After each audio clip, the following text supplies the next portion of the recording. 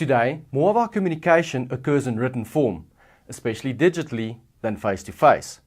The internet has long since become the primary mode of business communication, surpassing phone calls.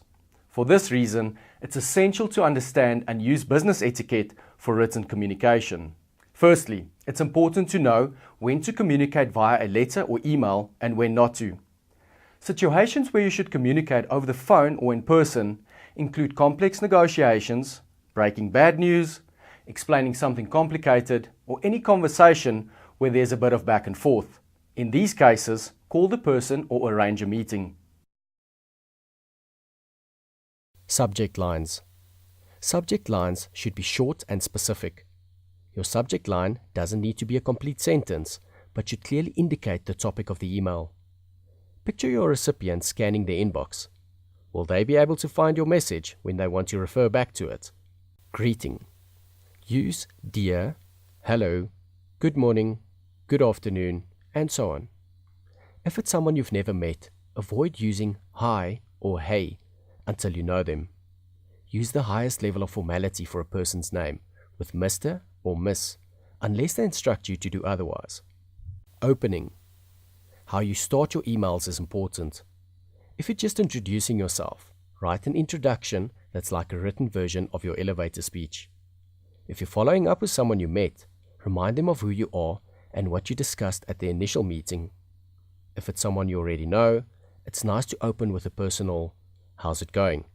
or something along those lines before getting down to business. Length. Your email should be long enough to convey the appropriate information, but keep it concise. Overly long emails are overwhelming and waste people's time. If it has to be long, consider breaking it up. Each subject within the email can be put into a separate email. Tackle one matter first and then the next. Keep formatting simple with just text and break text up into small paragraphs to make it easy to read. Tone. It's better to err on the side of too formal than to risk sounding too casual. Write each email as if you were writing on a company letterhead. Don't let the fact that it's a digital medium allow you to be too casual. Don't use abbreviations like the letter U for you or the letter R for R. Avoid using exclamation points, and if you must, use them sparingly. Don't write when you're angry or emotional. Cool down first. If the email needs to be lengthy, highlight the important parts or write a quick summary to make it easy to refer back to. Bear in mind that your email may be shared with others within the company. In terms of formality, mirror how the other person writes. End with something that encourages a response, such as, "Does that make sense?" or "What are your thoughts on this?" If you don't need a response, let the other person know by saying something like, "Thank you again," or "Please let me know if there's anything else." You may want to write a rough draft and edit as though you were writing an article or blog post, especially if the subject is very important or sensitive. For a complex email, you might want to create an outline. An outline helps you organize your thoughts and pare it down to the essentials. Attachments. Make sure you're sending the appropriate attachments and mention this in the message so the recipient knows to open them. Signing off. Appropriate ways to sign off include "Thank you" and "Best regards." Keep it formal. Your email signatures should have your contact information, including not only email address, but also physical mail address and phone number. Proofread. Even for a short email, give it a quick read to make sure it's free of errors and you effectively communicated what you wanted to say.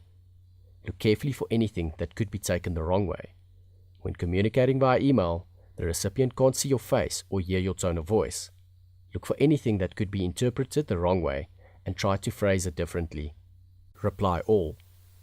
If replying to an email, be careful about using reply all function. If there were multiple recipients, ask yourself whether this is something they all need to read. If they aren't all involved, do a regular reply. One more thing about business etiquette in emails is that your email address should look official. Use an address with your company's or website's domain name, rather than a free web-based email service like Gmail or Yahoo. It's common nowadays for people to use text messaging for business. However, it's not always appropriate and can be annoying if used too much. In general, you should stick with email. Only use text for something that's urgent or time sensitive. As a general rule, if it can be done by email, don't use text. One case might be where you're meeting someone at a conference and trying to find each other. Here are some best practices for using text messaging in business situations. Although it's common to abbreviate in text messaging, write out the whole word when you're using it for business. Watch out for autocorrect. Your mobile device might autocorrect to the wrong word and cause an embarrassing or confusing situation. Maintain the same level of formality as you would in an email or business letter, but be as brief as possible. Never send any privileged or sensitive information over text. Take a moment to consider the tone of your text, even if you're in a hurry. Read over it and edit accordingly, just as you would an email. Don't text outside of business hours or on weekends. Different social media platforms each has its own unwritten rules of etiquette. When it comes to private messaging, follow the same guidelines as you would for texting or emails. Communication on social media can be public or private. You should pay close attention to this when communicating with people on social media. When you do communicate publicly, keep in mind that anyone can see it, and not just the person to whom you're directing the comment. Be appropriate and make sure to use proper spelling and grammar. To create a good professional image on social media, focus on helping people and not promoting yourself. Answer questions and offer your expertise or help. Focusing on helping people will do more to promote you than even the best self-promotion. Reply quickly to comments, but always think before you post. Read over what you wrote and make sure nothing could be misunderstood. Keep in mind that with public comments and posts, many different people will be reading it, so be extra careful how you word things. You should never send an email or text when you're angry, emotional, overly tired, or in inebriated state.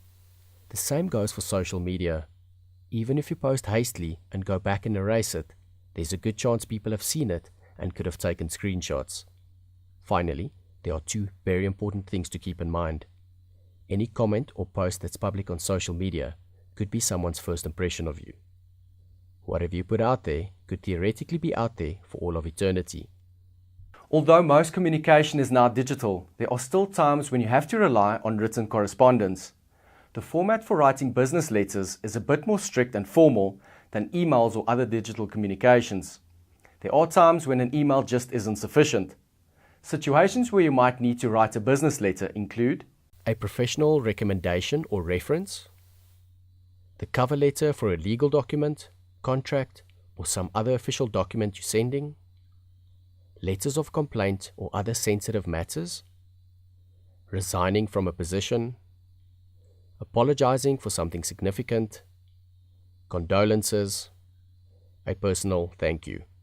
A business letter requires your most professional tone, and it should always be planned and outlined as if you were writing a research paper. You need to organize your thoughts so that the letter flows fluently from top to bottom. It needs to be both concise and comprehensive. You also need to proofread and edit carefully. For a business letter, you may want to get another pair of eyes and feedback from someone else. As the tone of a business letter must be strictly professional, refrain from expressing emotions. If you're complaining or saying something negative, stick to facts and don't sound angry. If you're touting someone's virtues for a recommendation, avoid exaggeration or personal opinions. Focus on tangible things they've done and results they've achieved. Business letters sometimes include something personal. This is fine, but the personal note should go at the end. You might have a letter recommending someone for a job, and at the end, tell the recipient that it was nice to see them last week, or you're hoping to have a chance to meet again soon. The tricky thing about written correspondence is that we can't see the other person's face, hear their tone of voice, or pick up on non-verbal cues. As a result, it's easy to misunderstand each other. This is why it's important to be as clear as possible. In each of the above sections, we've talked about checking to make sure nothing you wrote could be taken the wrong way.